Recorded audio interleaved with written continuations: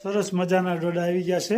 દેશી ડોડા હા, અને બાફાના છે. આજ તો બાફીને ખાવાના છે. બાફેલા બહુ સ્વાદિષ્ટ લાગે. થોડુંક પાણી હોય, પછી એની ઉપર આ ફોતરા માળો કહેવાય, પછી એની માથે નાખવાના ડોડા ઉપર,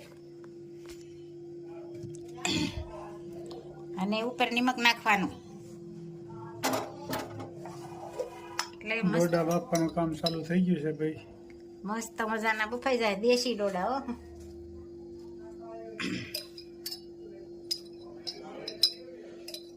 જોઈ શકો છો દેશી ડોડા મસ્ત મજાના. ભાવતા હોય કોમેન્ટ કરજો કે ભાવતા જ હોય બધાને. એનું તો વસ્તુ આ બહુ ભાવે બધાને, સ્વાદિષ્ટ લાગે. સરસ મજાના બાફેલા ડોડા આપ જોઈ શકો છો. ડોડા બાફા નાખ્યા છે, બહુ સ્વાદિષ્ટ લાગે. શેકેલા ડોડા કરતાનો સ્વાદ ડબલ આવે.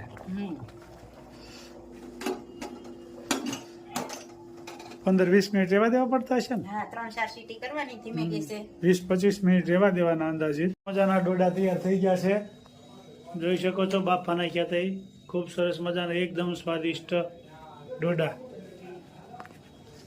આ રીતે બનાવવાના હોય, માળો કહેવાય એને. ખૂબ સ્વાદિષ્ટ. શેકેલા ડોડા કરતા આનો ડબલ સ્વાદ આવે. જય સ્વામી. શું કલર છે? મેથીનું શાક બનાવવાનું છે આજ તો.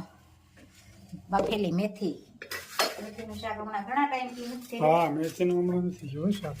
રાય, જીરું,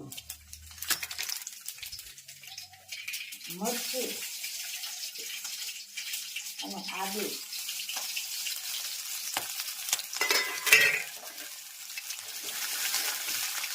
અને મસ્ત મજાની મેથી બાફેલી.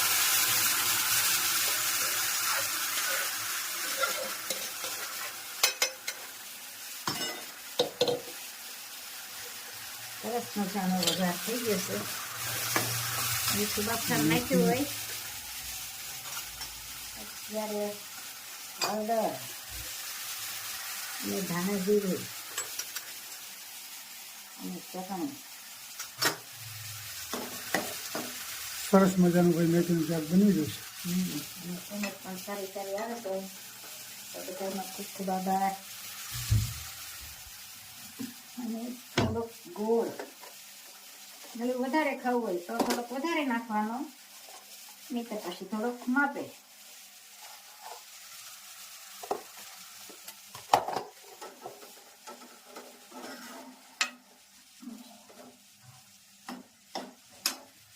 સરસ મજાનો વઘાર થઈ ગયો છે, જોઈ શકો છો. મસ્ત મજાનું મેથીનું શાક અને ચોખાની સેવ. અને સેવ પણ કહેવાય. વર્ષાબેન નો કોમેન્ટ હતી કે સેવ કહેવાય હતા. શેનું? આ ફરફર આપણે કહીએ ને, આ ફરફર એને સેવ આપણે ત્યાં ફરફર જ કહીએ બધા. ચોખાની સેવ કહેવાય એમ. ટીંડોરા. અને ટીંડોરાનો સંભારો કરવાનો છે ને, પાપડ તળવાના છે. અને મસ્ત મજાનો મેથીનો વઘાર અને કાચલી તળાઈ જશે, જોઈ શકો છો. અને સંભારો પણ બનાવવાનો છે આજ. મસ્ત મજાની વેફર ફરફર. પાપડ હોત છે ને? પાપડ હતા અને ફરફર. ચોખાની સેવ. સેવ ને આપણે ફરફર કહીએ. ચોખાની સેવ ઓર ફરફર.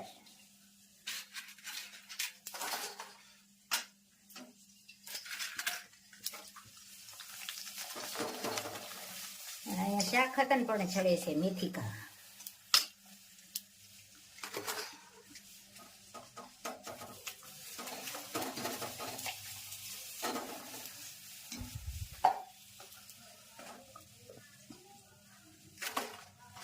હવે સંભારો વઘારવાનો છે.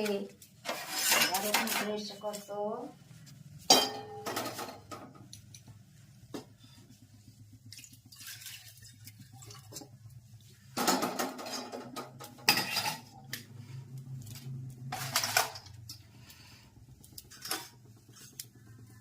રાઈ, જીરું,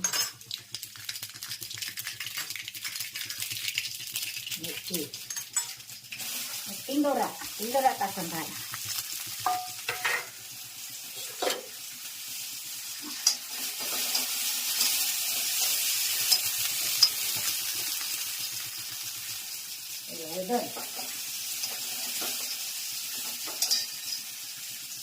હળદર અને નિમક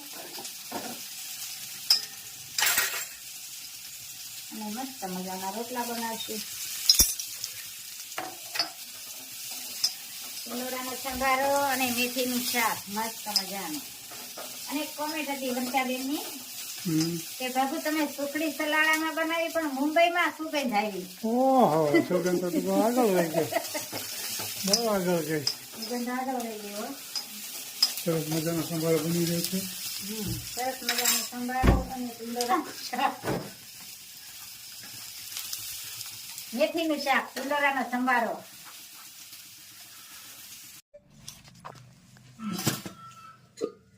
સરસ મજાનું મેથીનું શાક અને ટીંડોરાનો સંભારો, સાથે રોટલા અને જમવા પણ બેસી ગયા છે.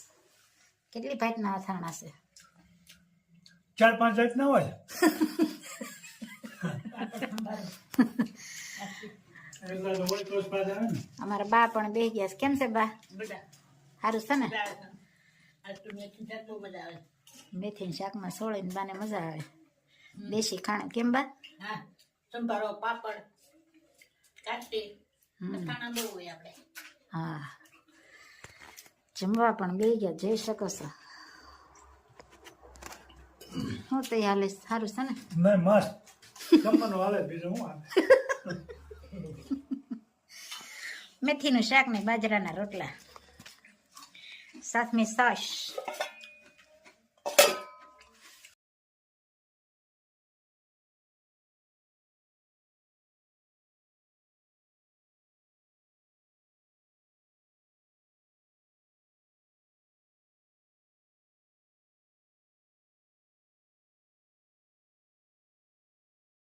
બેની યાદ અવસર છે આનંદ, તેમાં વળગી છે માયાની દાળ.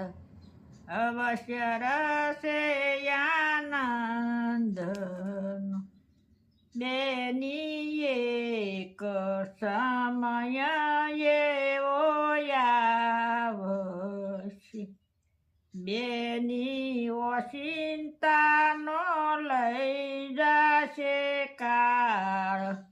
સ્મરણ કરો શ્યામ બેની પરમ કૃપાળુ પ્રભુજી.